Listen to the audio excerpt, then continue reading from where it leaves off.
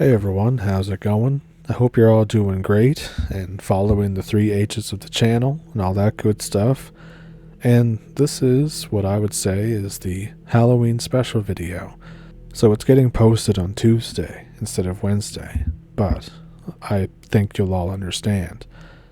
But if you would like to join me, then pull up a stump with me and let's jump into it. Thank you for watching.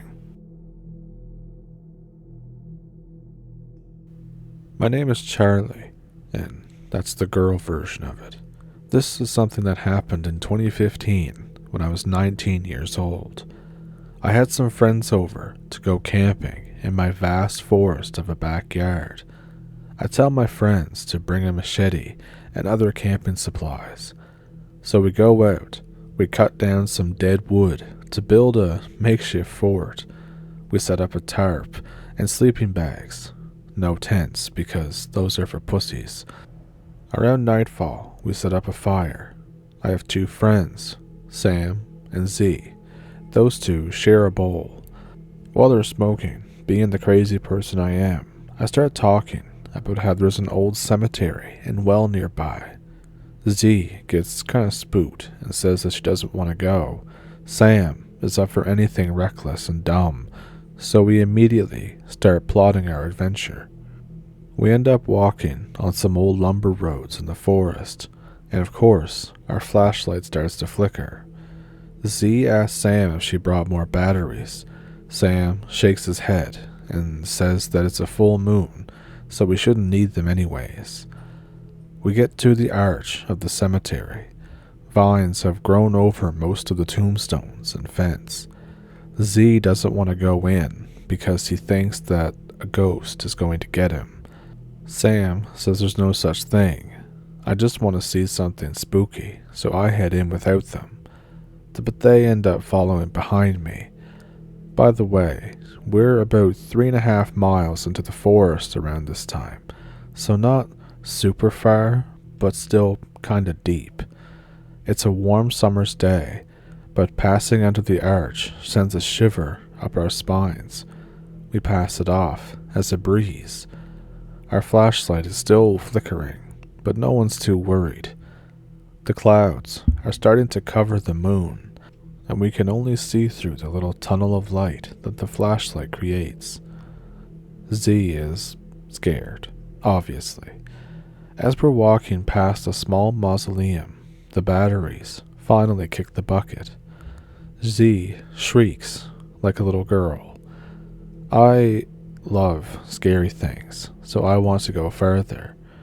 The forest canopy doesn't allow that much of the covered moonlight through, so you can barely see your hands in front of your face.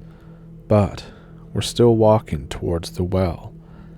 Sam stops in his tracks and says that we should go back to the camp. The camp is a mile away.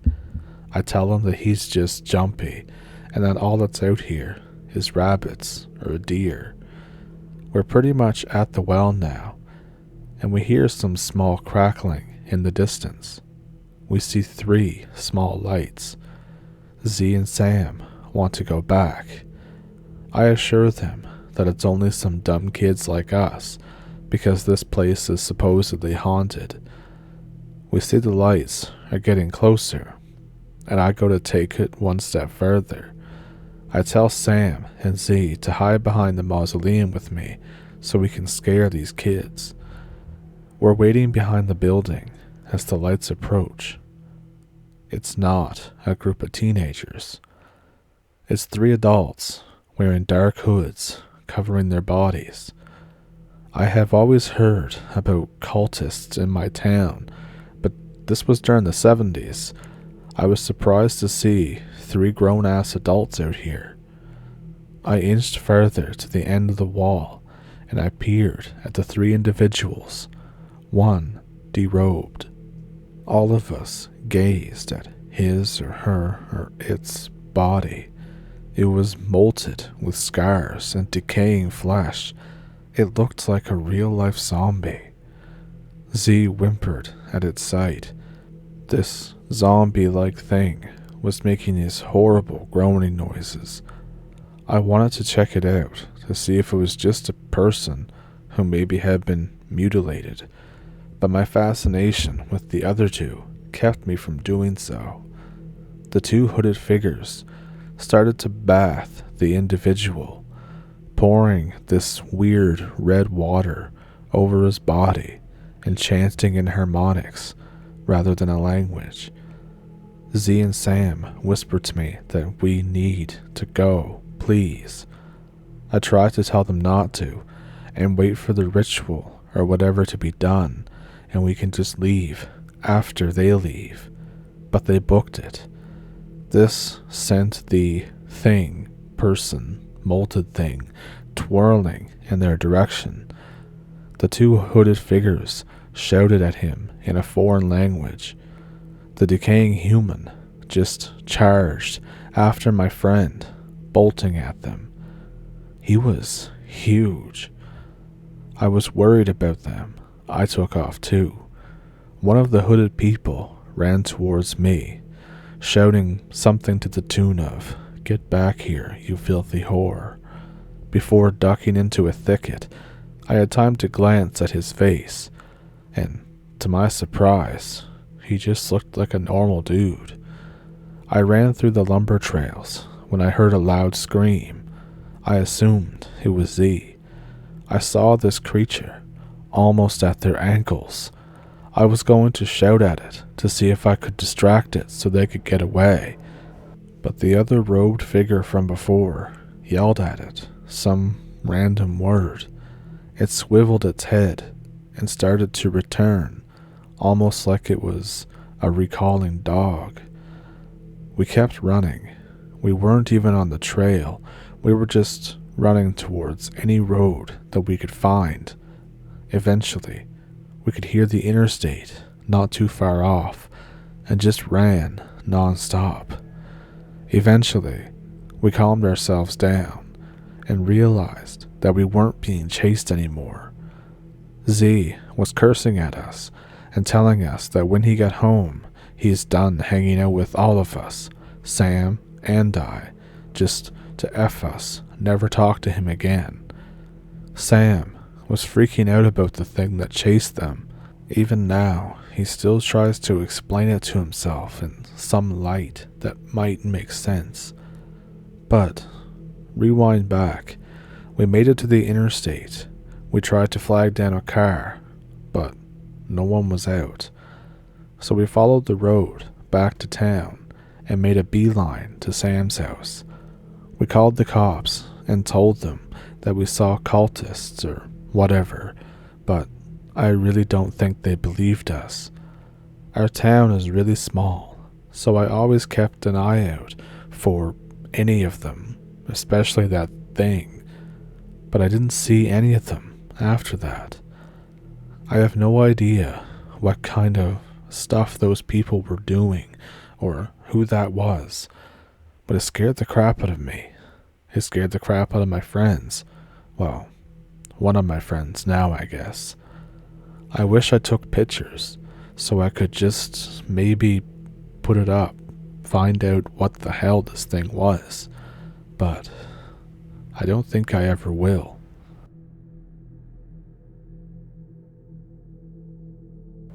This happened a long time ago, but it still really sticks with me. Every time this day passes, I think about it and I get anxious. I was going to a local community college to use the computer lab. It was around lunchtime, so the traffic was very heavy. I get to the college, and the parking lot is so full that I have to park in the back and go through the back door. I get inside. There's no one at the reception desk, which is weird, but I figure they're just out for lunch. I start walking towards the computer lab, which is at the other side of the college. I notice the hallway is empty. I figure everyone is at the cafeteria. I walk by the cafeteria. There's not a soul in there. I notice now how dead silent it is inside the college. I walk by the classrooms. They're the kind that have windows so you can see in them from the hallway and vice versa. There's nobody inside the classrooms either. I walk by some windows that overlook the parking lot and the road. The parking lot's full. The street has cars on it. At first I think the traffic is backed up, but then I see that all the cars on the road are empty. I start getting weirded out. I check my phone to see if something is going on, but I have no signal. I decide to press on to the computer lab. I had to walk through the entire college, and I didn't encounter a single person. I make it to the computer lab. As soon as I touch the doorknob, there's sound all around me. Normal college sounds. People talking and walking, doors opening and closing. It actually made me jump from how sudden the sound came. I look back where I had just walked from, and there's people walking up and down the hallway, carrying on as normal. The classrooms all have people in them now. I walk to the computer lab. The teacher tells me that I'm late and that my spot for the computer course is now being used. I look at the clock, and I've somehow lost 40 minutes. It took me less than 5 minutes to walk to the computer lab. I'm too dumbstruck to say anything. I go back to my car, end up having a panic attack, and I just go home. It's been years since this has happened, and I still don't know what to make of it. I don't do drugs of any kind. I wasn't sick. I felt normal up until then.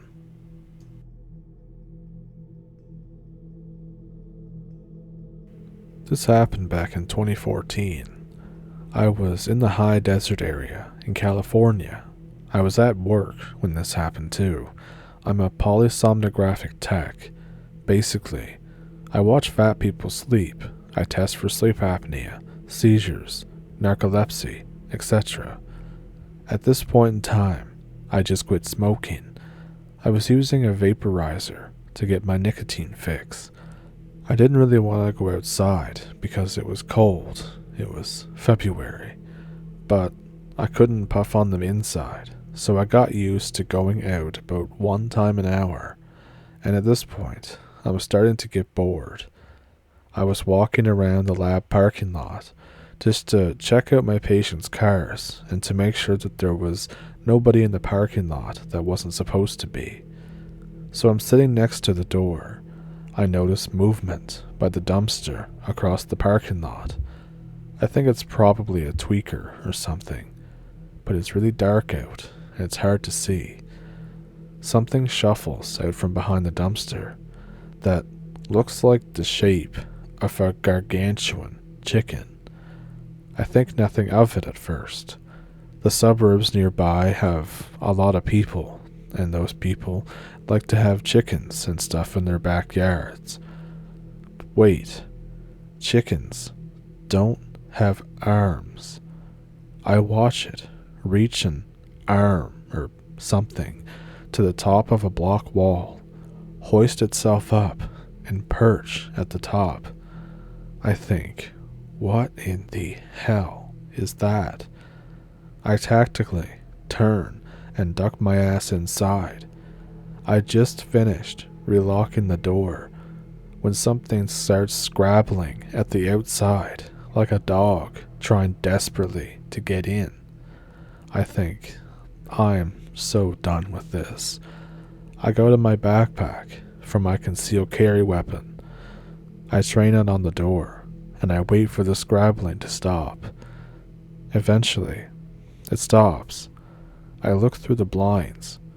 It's crawling up the wall and then hops over into a field that's adjacent to the lab.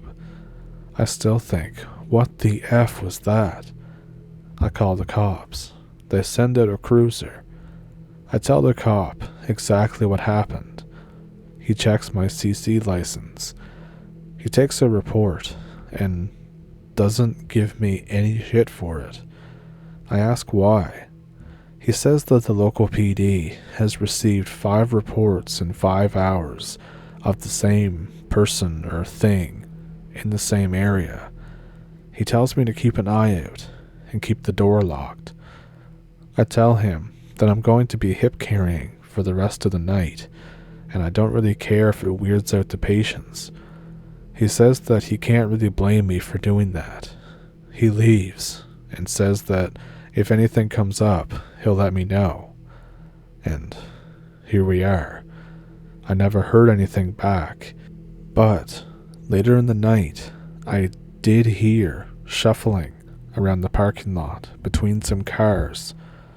A patient called to be let up to use the bathroom and walked out, looked at me, looking all stressed and tired, and saw my 1911 sitting at the corner of my desk. It gave me a big, oh shit look. I explained that we had an attempted break-in and that I'm licensed to carry, and after that he was completely okay with it. I never told anybody about the thing that was out there intermittently. Besides the shuffling and the odd noise, I didn't hear anything else that night.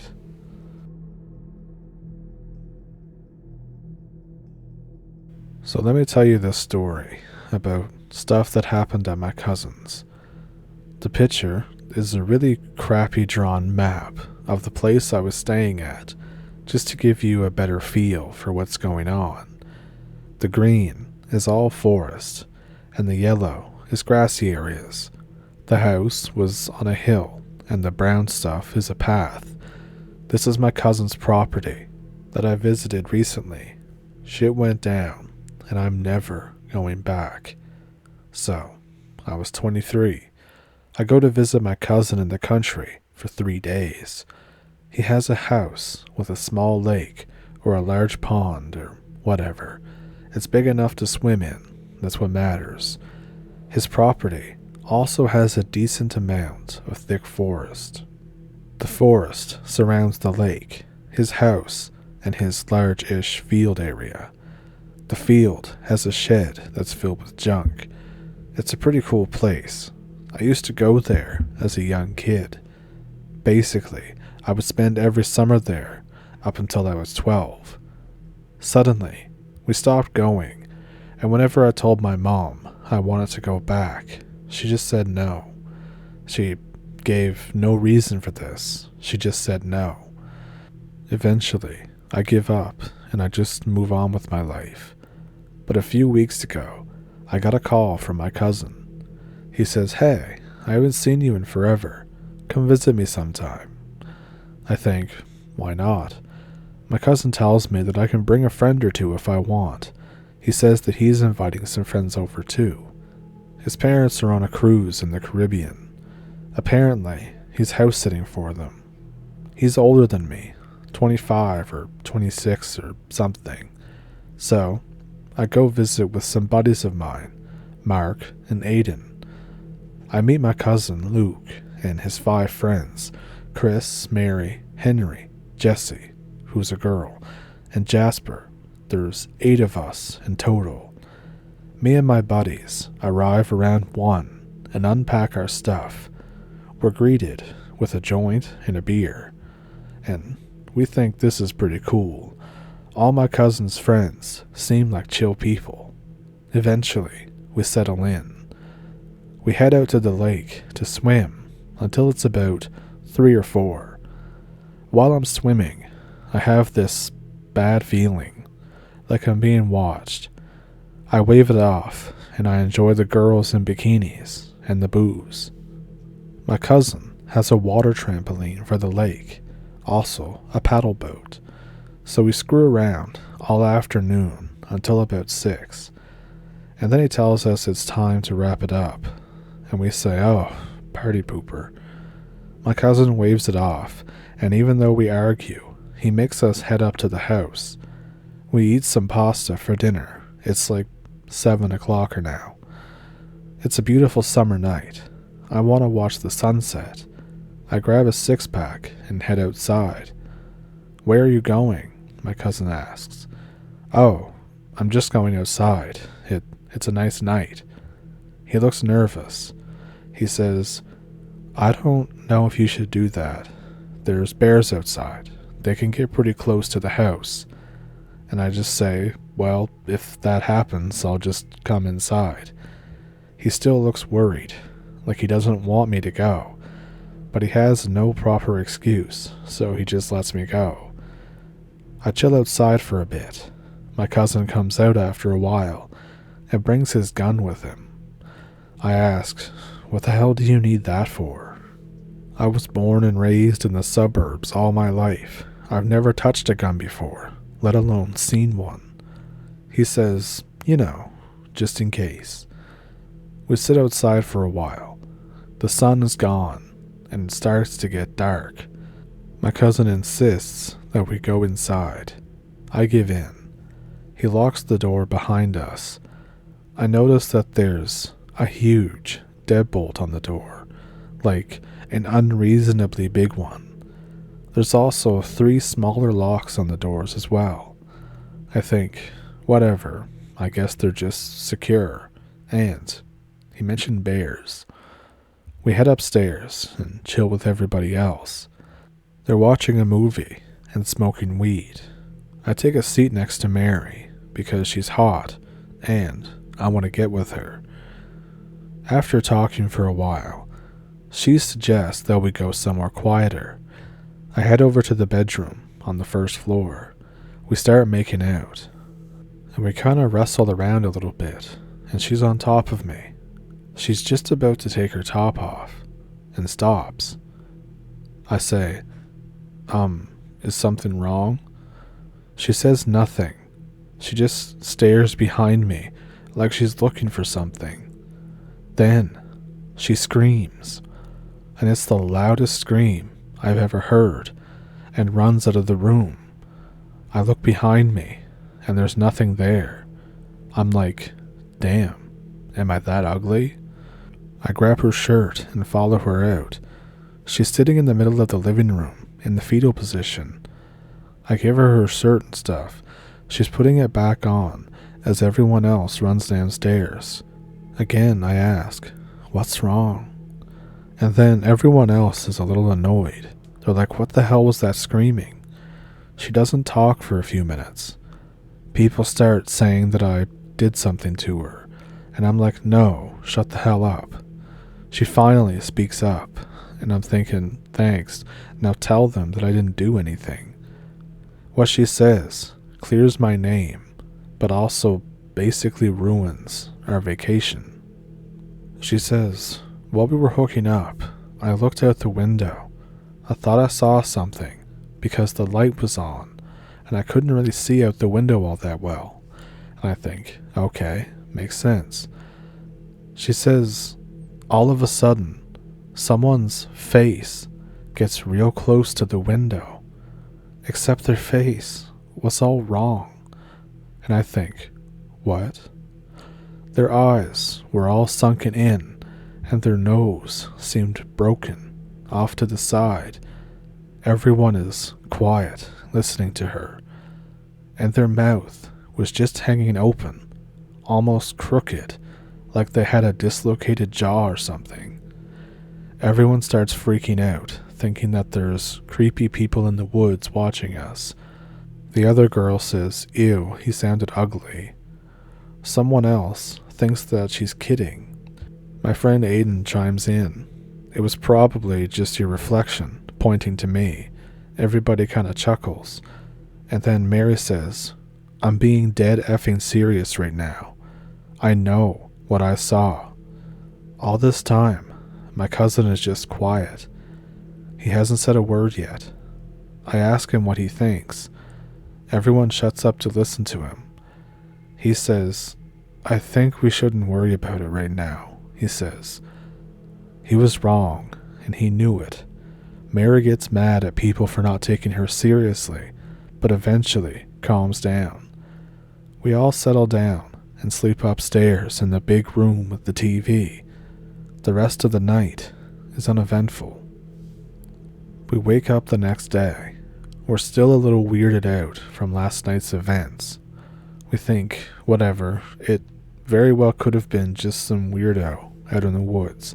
It won't happen again. We start out the day just fine. We eat breakfast. We go for a morning hike with everyone except Mary, who left that morning in her own car. We smoke a little. We head back, all the while feeling awfully paranoid that somebody is watching us. We start swimming. We're sitting on the water trampoline. I'm looking out into the forest. I see someone standing there. They're pretty far away, so I can't see who it is. I wave. They wave back, but the wave seemed real sluggish, like slow motion, and there was such a gap of time in between when I waved and it waved back. I look back at the group. There's only 5 of us in total at the lake.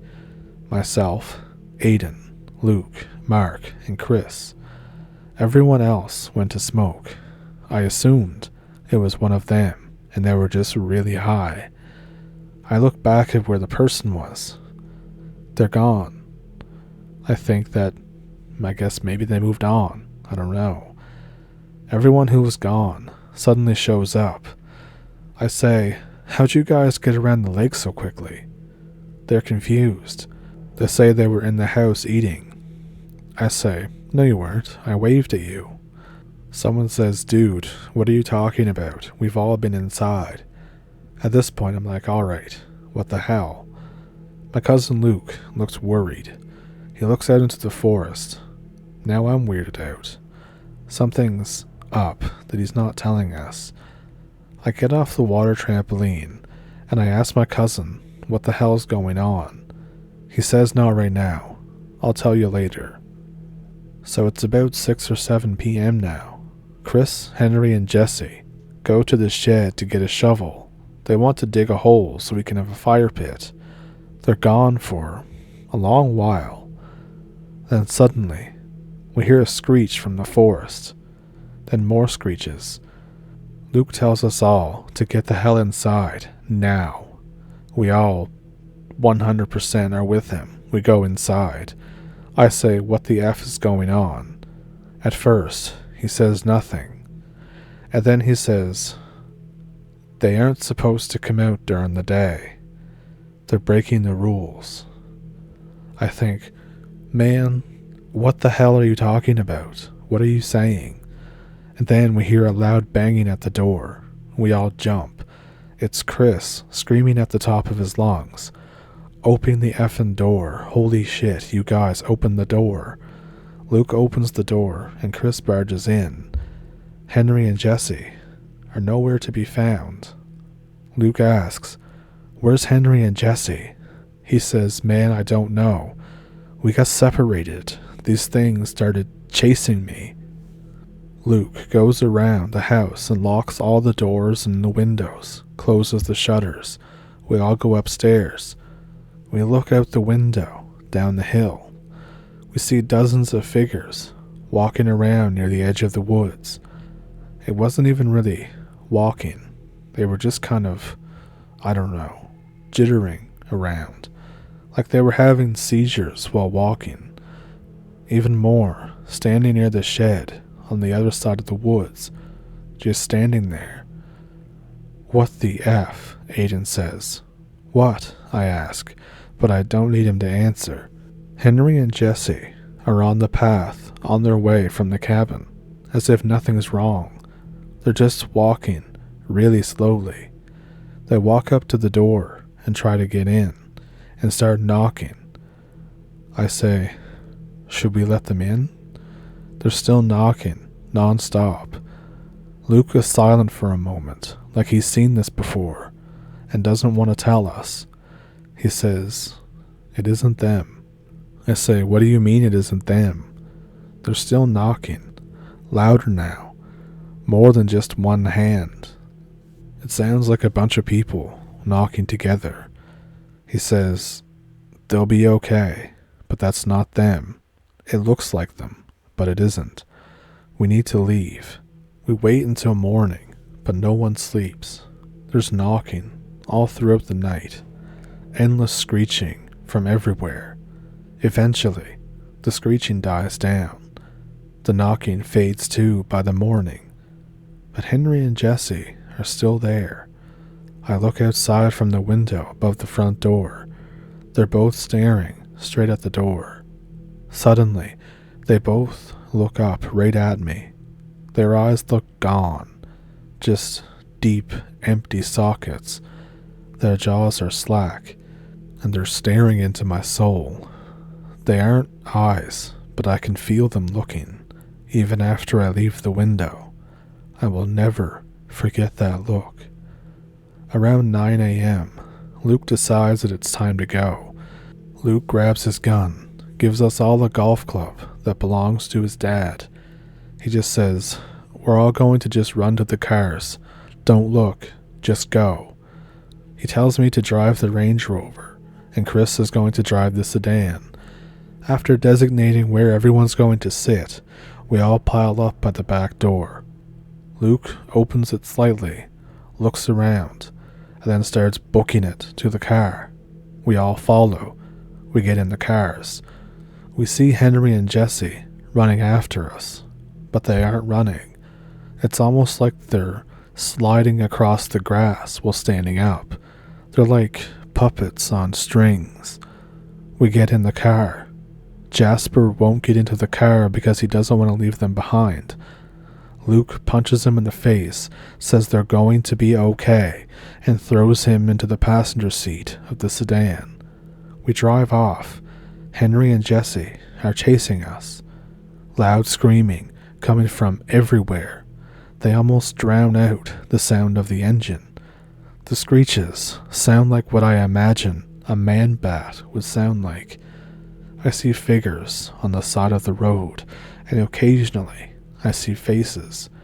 They're exactly what Mary described. I wish I could forget them. They look gross, deformed, and improper. They all had slack jaws, but one side of the jaw usually hung lower than the other. Their shoulders were all lopsided. Their stance was crooked, and their legs seemed broken and backwards, like a grasshopper's legs. We kept seeing them until we left the foresty area. I then drove 90 all the way home. A few days after I got home, I called my cousin, and I asked him what the hell happened. He just kept telling me to forget it. I asked whatever happened to Jesse and Henry. He said he found them barely conscious, delirious, covered in bruises, and severely dehydrated. Henry had a mild concussion, but they're both going to be okay.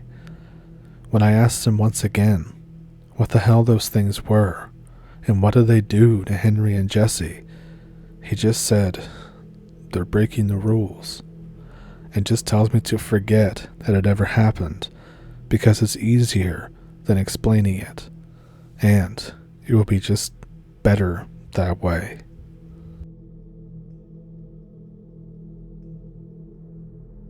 So, what'd you think of those?